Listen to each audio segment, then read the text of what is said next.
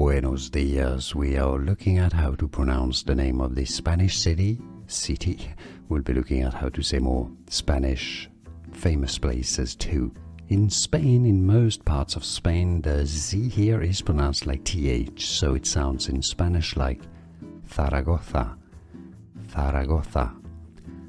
Now, other parts of Spain and Latin America or South America say it as Zaragoza, with the Z sounding more like an S. Zaragoza or Zaragoza is how you pronounce it in Spanish.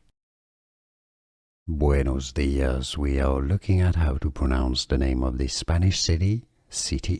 We'll be looking at how to say more Spanish famous places too.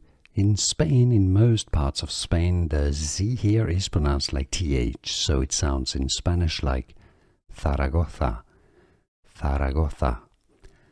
Now, other parts of Spain and Latin America or South America say it as Zaragoza, with the Z sounding more like an S.